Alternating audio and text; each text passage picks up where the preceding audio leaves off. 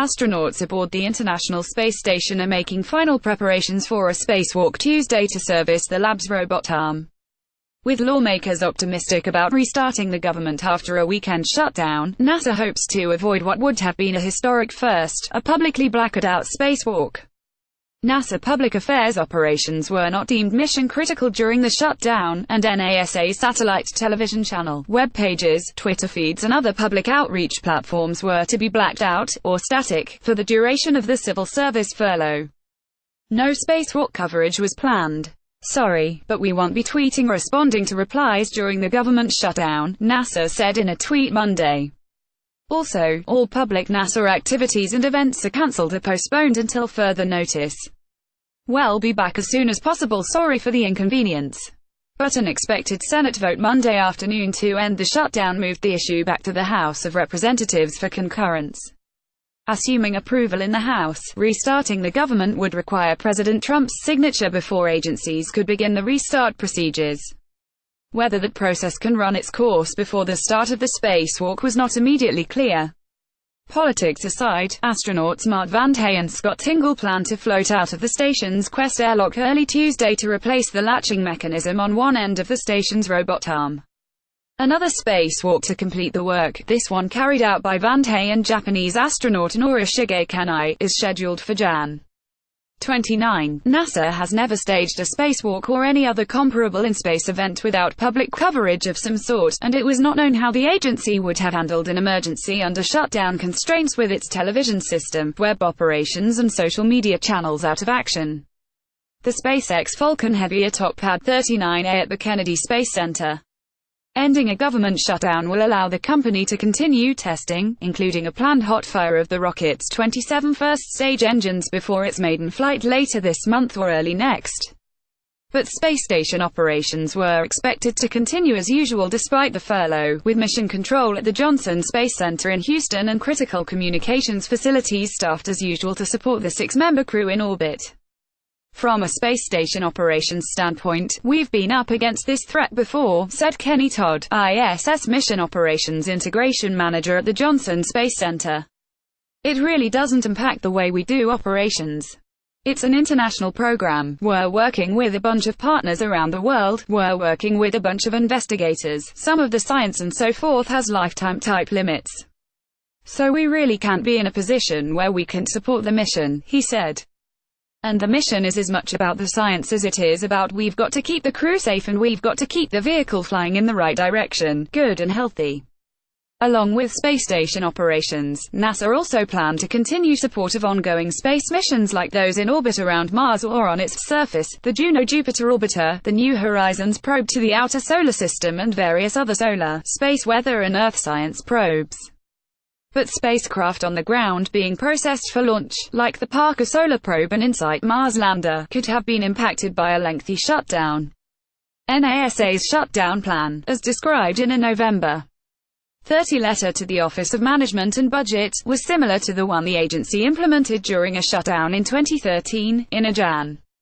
19 update, NASA noted its 17,486 civil service workers would be reduced to just 1,489 for the duration of the shutdown, including time-exempted employees, part-time workers and on-call personnel.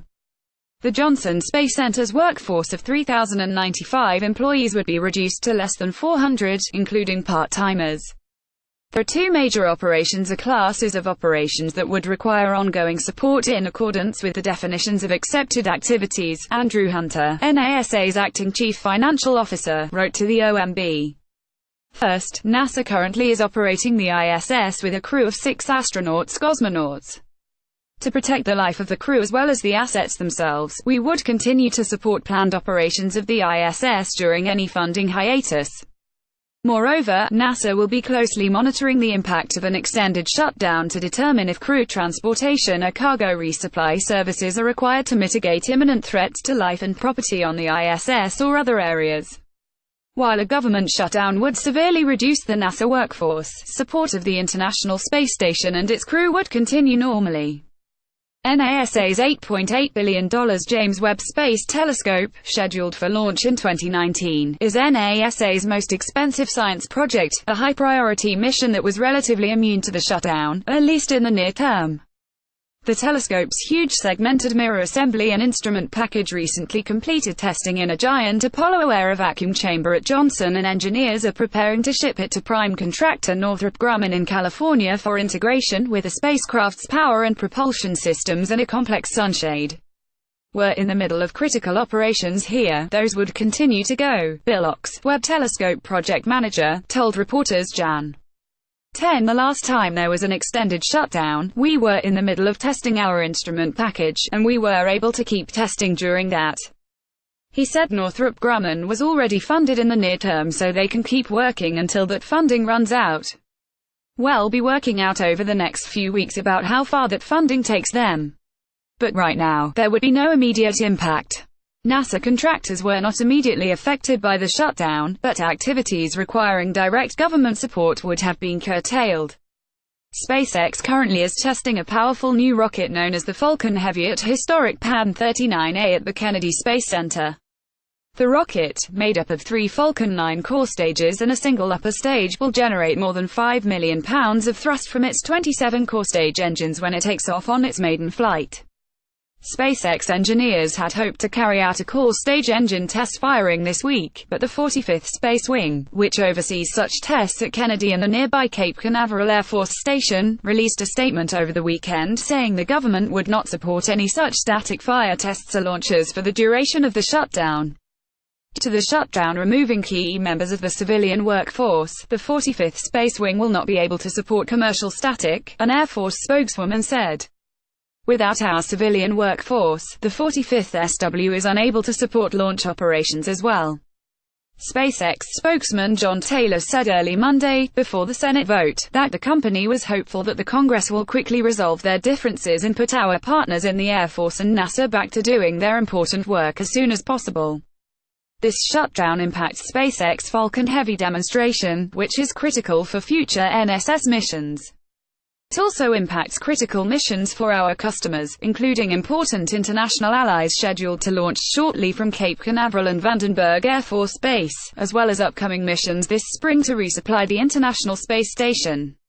Assuming a Senate agreement to end the shutdown gets House and presidential approval, SpaceX presumably would be cleared to proceed with testing in short order. Along with launching the Falcon Heavy on its maiden flight, SpaceX also plans to launch a communications satellite for SES from the Cape Canaveral Air Force Station on Jan. 30, followed by launch of a Spanish military Earth observation satellite in mid-February from Vandenberg. SpaceX major U.S. competitor, United Launch Alliance, plans to launch the GEOSS weather satellite atop an Atlas V rocket on March 1.